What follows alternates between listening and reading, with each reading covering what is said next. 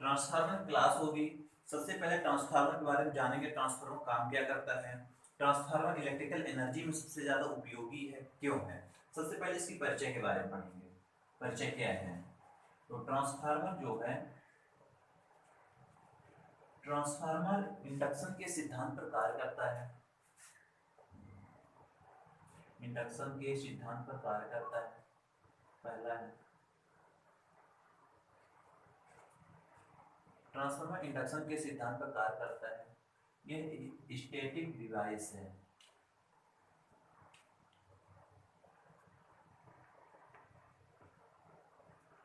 Transformer में कोई भी घूमने वाला भाग नहीं होता।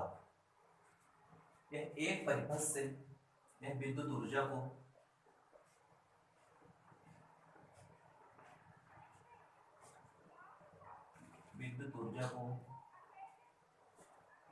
समान मान, कम मान या उच्च मान पर परिवर्तित करता है। इंडक्शन के सिद्धांत पर कार्य करता है। ट्रांसफार्मर एक स्टैटिक डिवाइस है जो विद्युत ऊर्जा को समान मान पर, कम मान पर, उच्च मान पर परिवर्तित करता है। ये ट्रांसफार्मर का परिचय हो गया। किस सिद्धांत पर कार्य करता है ट्रांसफार्मर का सिद्धांत। ट्रांसफार्मर के सिद्धांत मोटर जनरेटर के सिद्धांत पर कार्य करता है, जिसे फैराडे के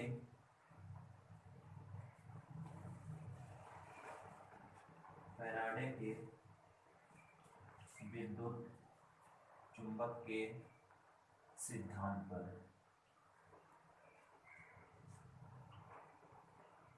फैराडे के विद्युत चुंबकीय प्रेरण के सिद्धांत पर।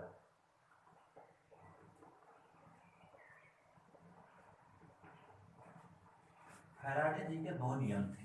फर्स्ट नियम,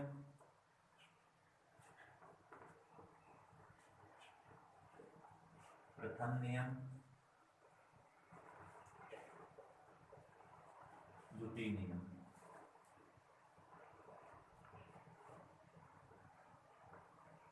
प्रथम नियम ये कहता है, प्रथम नियम,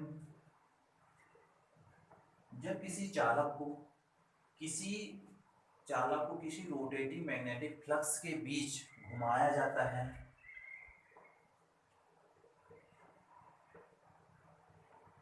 किसी चालक को चुंबकीय फ्लक्स के बीच गति कराते हैं, तो उस चालक में ईएमएफ उत्पन्न हो जाती है।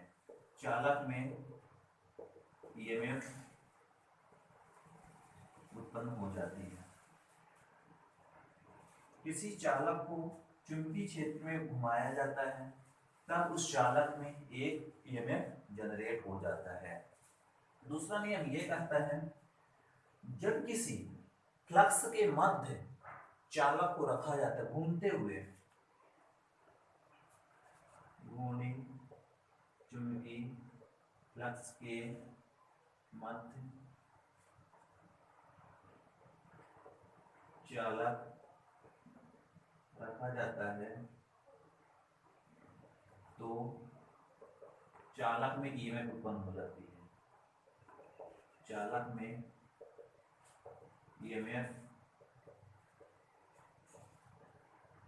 ईएमएफ उत्पन्न हो जाती है। ये नियम जनरेटर में है, फॉलो करता है। यह नियम ट्रांसफार्मर नियम चलता है।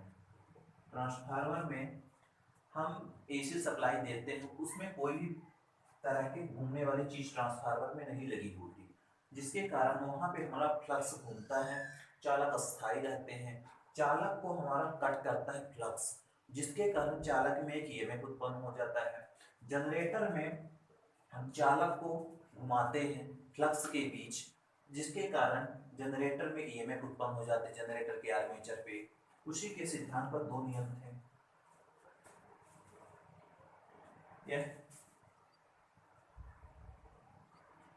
म्यूचुअल इंडक्टेंस के सिद्धांत पर कार्य करता है ट्रांसफार्मर।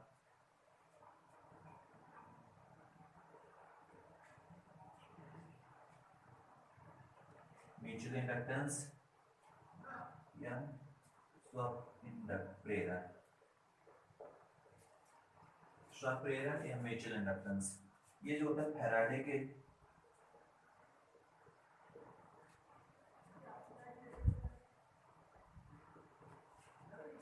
फैराडे के सिद्धांत पर कार्य करता है। तो परिचय हो गई, सिद्धांत होगा। सिद्धांत जो ट्रांसफार्मर है हमारा फैराडे के विद्युत चुंबकीय प्रेरक के सिद्धांत पर वर्क करता है।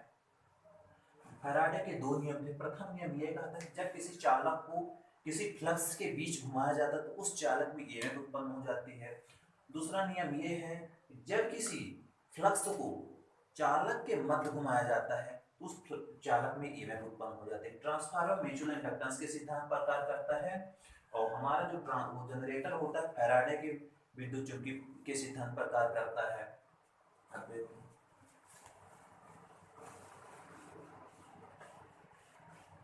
ट्रांसफार्मर में दो वाइंडिंग होती है,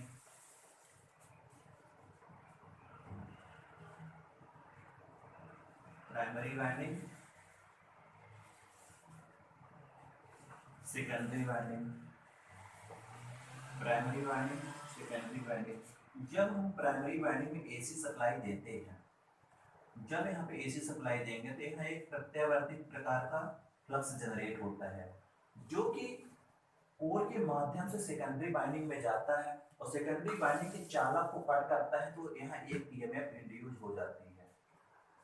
सेकेंडरी चालक में ईएमएफ परिवर्तित हो जाती है, उत्पन्न हो जाती है। उस ईएमएफ में जब हम लोड लगाते हैं तो धारा प्रवाहित हो जाती है उस चालक के द्वारा और हमारा ट्रांसफार्मर वर्क करने लगता है।